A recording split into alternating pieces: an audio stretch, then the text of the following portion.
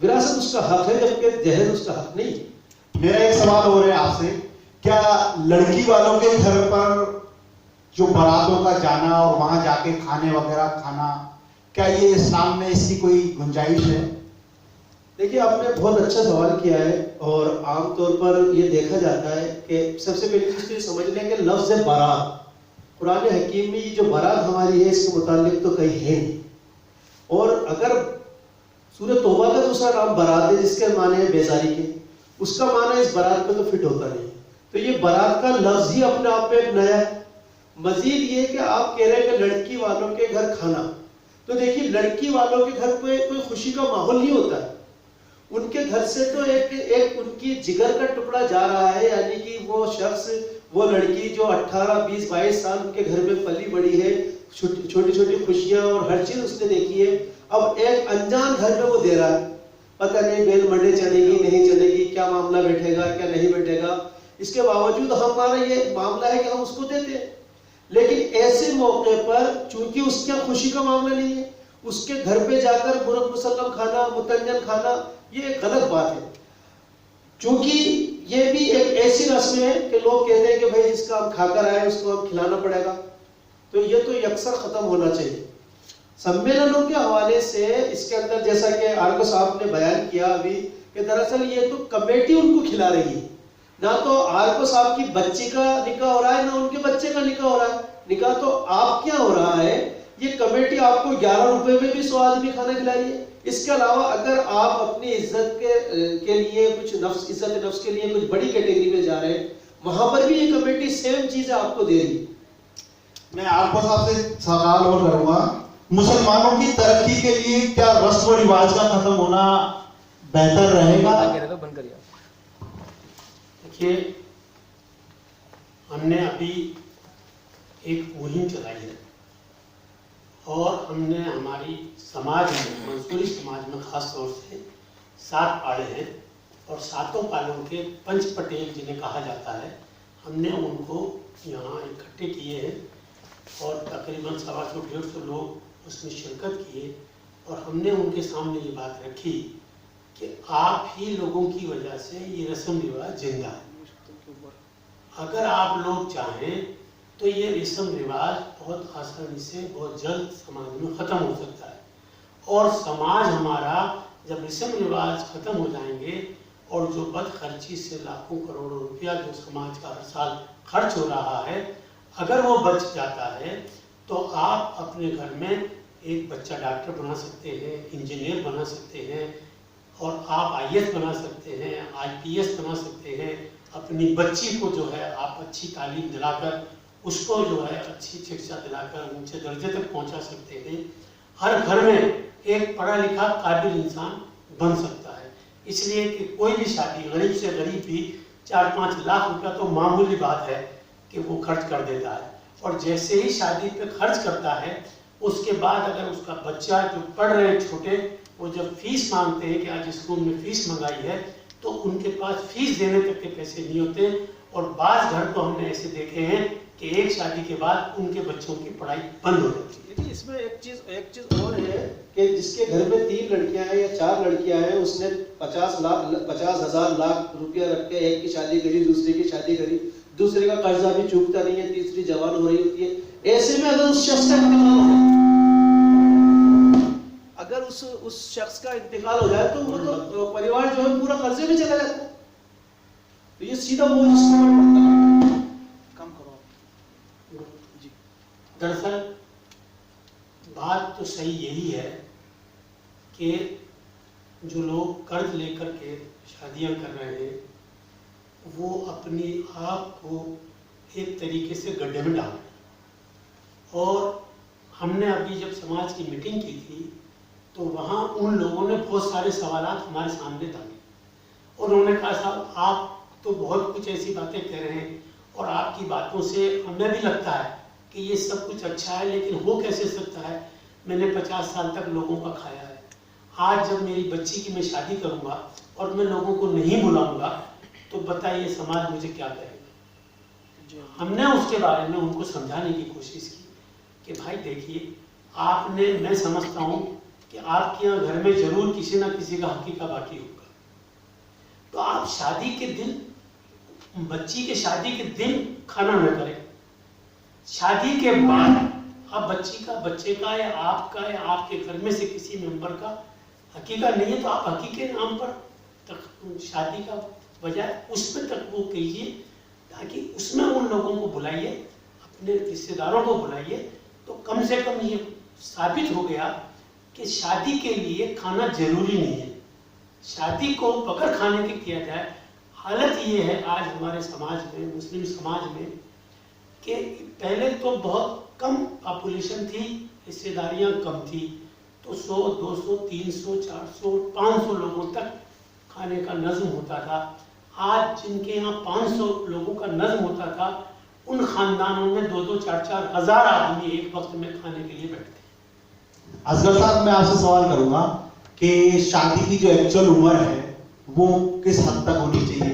لڑکی کی کیا عمر ہونی چاہیے اسلام کے زیر اہتمام، اور لڑکے کی کیا عمر ہونا چاہیے؟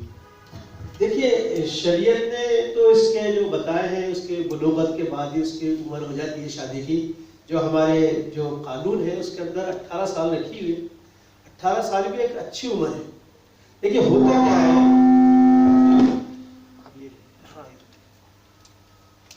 ہوتا کیا ہے، کہ ہمارے یہاں جب بچی شادی لائق ہو جاتی ہے تو اللہ تبارک تعالیٰ اس کے رشتے بھیجتا ہے. لیکن ماں باپ یہ کہہ کر کہ ابھی تو بچی پڑھ رہی ہے، ابھی تو اس کی عمر کیا ہے، اس کو ڈیلے کر چکے ہوتے ہیں. اور وہ بچی جب BA MBA MA یہ کر لیتی ہے تو اس کی اچھی خاصی عمر ہو جاتی ہے.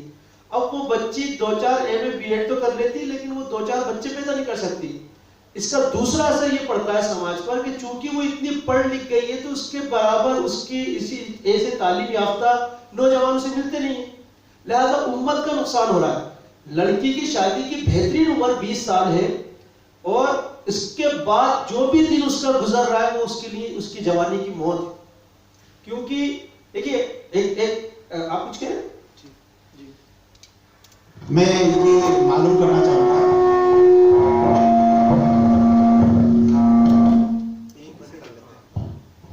کہ ہمیں جو ہے شادی کی جو آپ نے عمر بتائی کہ 20 سال ایکچوئل ہونی چاہیے، یا MA BEd ہونے کے بعد جو ہے ہم لوگ شادی کے رشتے نہیں آ پاتے، اس کی جو اصل وجہ ہے وہ آرکو صاحب آپ بتائیں. آخر کیوں ایسا ہو رہا ہے کہ لڑکیاں ہماری بہت زیادہ پڑھ لکھ جاتی ہیں اور پھر ان کے رشتے نہیں ہو پا رہے ہیں؟ اس کی بڑی وجہ یہ ہے کہ بے میل ہو جاتی ہے شادیوں کا معاملہ. ہر آدمی یہ چاہتا ہے کہ میں اپنی بچی کی شادی، اگر بچی میری پڑھی لکھی گریجویٹ ہے تو کم سے کم اس کے برابر کا بچہ تلاش کرنے میں ان کا کافی سمے گزر جاتا ہے. اور بعض مرتبہ تو یہ نوبت آ جاتی ہے کہ بچی کی عمر 30 32 35 سال تک پہنچ جاتی ہے اور ان کو رشتہ نہیں ملتا ہے. اس کی ایک بڑی وجہ یہ بھی ہے کہ ہمارے یہاں رشتوں کو قائم کرانے کی ایجنسیاں قائم نہیں ہیں. اس کے لیے ہماری منصوری پنچایت نے یہ فیصلہ کر رکھا ہے کہ ہم رشتے بھی قائم کرانے کے لیے ہمارے یہاں لوگوں سے بایو ڈیٹا منگاتے ہیں، ان کی فوٹویں منگاتے ہیں، اور اس بایو ڈیٹا کے آدھار کے اوپر ہم لڑکے اور لڑکیوں کو آپس میں یہ دیتے ہیں، رشتے بتاتے ہیں، تاکہ وہ اپنی بچے اور بچیوں کے میل کے جب رشتے مل جائیں تو شادیاں کر لیں. لیکن جتنی زیادہ ضرورت ہے اتنا ابھی اس کے اوپر محنت نہیں ہو رہی ہے. ہر سماج کے اندر اس طرح کا انتظام ہونا چاہیے کہ وہ سماج کے اندر کوئی نہ کوئی ایک ایسی ایجنسی بنے کہ جو رشتے کرانے کے لیے ہماری مددگار بنے، تاکہ یہ جو پریشانی آ رہی ہے کہ ہماری بچیاں بڑی بڑی ہو جاتی ہیں. بعض مرتبہ تو یہ بھی ہوتا ہے کہ صاحب ہم مسلمان نہیں بلکہ ہم اپنی برادری میں ہی کرنا چاہتے ہیں. میری بچی ڈاکٹر ہو گئی، اب مجھے کوئی اپنی ہی برادری کا ڈاکٹر چاہیے، چاہے اس کی عمر 40 سال ہو جائے. تو یہ بھی ہمارے اندر جو ہے غلط ہے. مسلمان ہونا چاہیے، نیک انسان ہونا چاہیے، خدا رسول کا پابند ہونا چاہیے.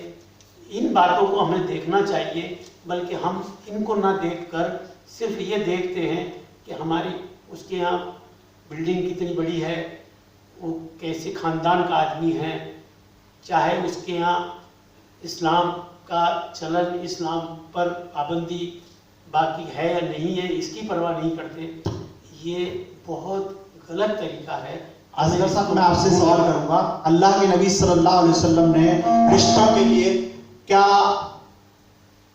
مطلب تعلیمات دیے کہ کیسا رشتہ ہونا چاہیے، کیسی اس کی تعلیمات ہونی چاہیے؟ اللہ کے رسول صلی اللہ علیہ وسلم کی حدیث کے مفہوم کے مطابق آپ صلی اللہ علیہ وسلم نے فرمایا کہ لوگ رشتے کرتے ہیں اس کی خوبصورتی کی بنیاد پر، اس کے حسب نسب کی بنیاد پر، اس کے مال و متاع کی بنیاد پر اور اس کے کردار کی بنیاد پر. تو تم جو ہے سب سے پہلے کردار کو دھیان رکھو، کردار کے معاملے میں رشتے کرو. اچھا ایک چیز اور میں بتاؤں آپ کو، ہمارے یہاں جو بچیوں کی عمر بڑھ رہی ہے، دیکھیں ہم پڑھائی کے خلاف نہیں ہیں، لڑکی پڑھے خوب پڑھے، لیکن جو عمر بڑھ رہی ہے اس کے ایک نتیجہ تو یہ ہے کہ وقت پر شادی نہیں ہوتی. دوسرا اس کا جو ریزن ہے، دوسرا کارن ہے، وہ جہاں تک میں سمجھتا ہوں وہ یہ ہے کہ ہمیں اپنی بچیوں کو کچھ چھوٹ دینی پڑے گی. دیکھیے موسیٰ علیہ السلام کے حوالے سے قرآن حکیم میں ایک واقعہ ہمیں ملتا ہے کہ جب موسیٰ علیہ السلام جب مصر آئے اور مصر آنے کے بعد جب یعقوب جو ہے حضرت شعیب علیہ السلام غالباً ہیں، ان کی بچیاں جو ہیں وہ کنویں پہ پانی بھر رہی تھیں اور مرد جو ہیں وہ پہلے پانی بھر رہے تھے اور بچیاں سائڈ پہ کھڑی تھی، اپنی باری کا انتظار کر رہی تھی. موسیٰ علیہ السلام نے ان بچیوں سے پوچھا کہ تم کیسے کھڑی ہو؟ انہوں نے کہا کہ ہم اپنی باری کا انتظار کر رہے ہیں. تو پھر انہوں نے اپنی طاقت اور قوت کی بنیاد پر لوگوں کو ہٹا کر وہاں سے اور ان کے لیے پانی طلب کیا اور ان کی ہیلپ کی. ان بچیوں نے جا کر اپنے والد محترم سے کہا کہ ابا جان ہمیں ایک نوجوان نے مدد کی ہے، جو پورا واقعہ ہے قرآن میں، اس نوجوان نے مدد کی ہے، آپ اس نوجوان کو اپنے ہاں ملازم رکھ لیجئے تاکہ وہ، کیونکہ وہ علم والا بھی ہے اور وہ طاقت والا بھی ہے. ان کے والد محترم نے موسیٰ علیہ السلام کو بلوا لیا اور بلوانے کے بعد بچی نے تو کہا تھا ان کو نوکری پر رکھ لیں، اور انہوں کے والد نے کہا کہ آپ میری بیٹی سے نکاح کر لیجیے. اس واقعے سے ہمیں یہ پتہ چلتا ہے، آج اگر ہماری کوئی بچی آ کر یہ کہے کہ ابا جان کالج کے اندر ایک لڑکے نے بہت ہی پیاری اسپیچ دی، تو ہمارا رد عمل یہ ہوگا کہ خبردار آج کے بعد دیکھنا مت. جبکہ اس لڑکی نے اپنی بات یہ رکھی کہ ابا جان ان کو آپ نوکری پر رکھ لیں. والد سمجھ گئے تھے کہ یہ بچی کی کچھ چاہت ان کے لیے ہے، لہٰذا انہوں نے ڈائریکٹ ان سے نکاح کی کہا. اگر آج ہماری بچی اپنے کسی پسند کو سامنے رکھتی ہے تو ہم اسے نکار دیتے ہیں. ہمیں اللہ کے رسول صلی اللہ علیہ وسلم سے بھی مل جاتا ہے. ایک بعض دفعہ تو اللہ کے رسول صلی اللہ علیہ وسلم نے نکاح ختم کروائے کہ تمہیں پسند نہیں ہے نکاح ختم کر دیجیے. جیسا کہ عارف صاحب آپ بتائیں کہ